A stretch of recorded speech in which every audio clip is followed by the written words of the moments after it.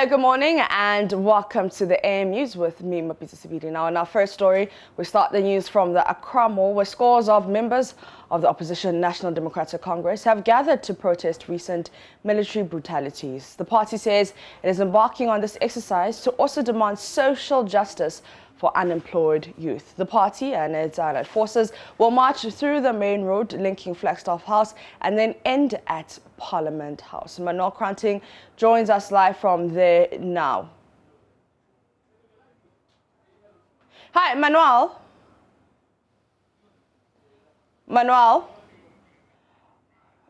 We'll bring you the story later. Now let's take you to the Ashanti region. The chief of EJURA is calling for an extension of stay for the military contingent dispatched to maintain law and order 6 days after the uniformed men allegedly gunned down 2 residents and injured 3 others. Verima Osefredi II says the level of violence incited by some elements within the town needs urgent attention. He told the committee tasked to investigate the disturbances he will table recent violent occurrences when they appear before it. Lava FM's Rasta Sasai Donko has more in the following report.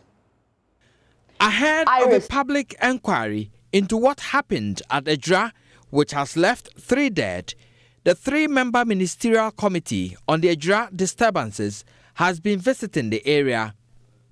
Led by Court of Appeal Judge Justice George Kingsley Kumsin, members first visited the chief of EJURA to officially announce the commencement of hearings on Tuesday.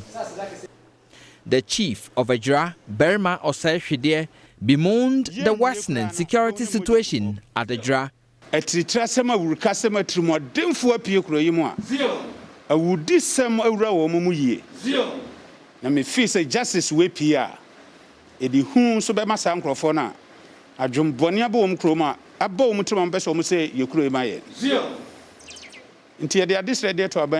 military detachment to create now for police and so mobile hobano so aban mie mu maye na enya security agencies ni be brave wo krom ha say na enkwala na enyini ba no wo mo amefa wo mo adwemboni ne tumode aye wo mo ma wo mo nam krom ha ese kro no wo mo befa say asu ni bi traditional council any Kromha opinion leaders. Justice George Kingsley Kumsin stressed the need for people who witnessed or have evidence to the deaths and injuries recorded during the disturbances to testify before the committee to aid its work.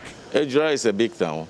We wouldn't know whether Kweku or Amma was present when the incident took place.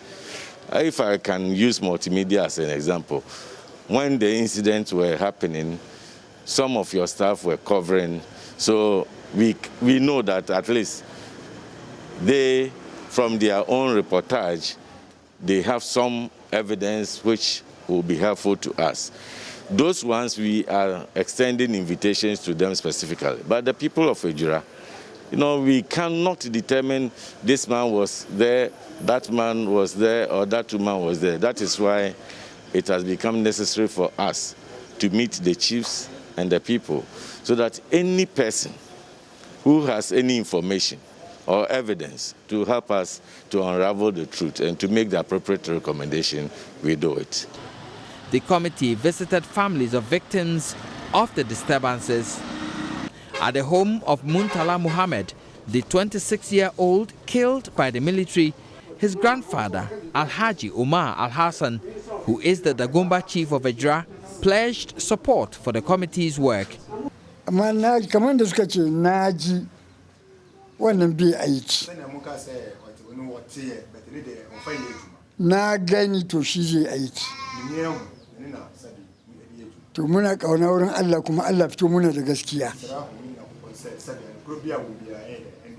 The families of other slain men, Nasir, Yusuf, and Kaka, requested for witnesses to be supported to make the trip to the committee's sittings in Kumasi.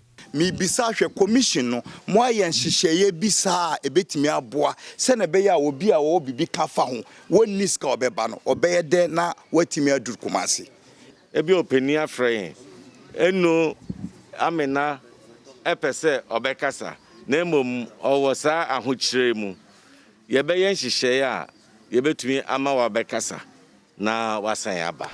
Justice Kumsin has been a standing invitation to people with evidence and eyewitnesses to come before the committee to assist in unraveling the truth.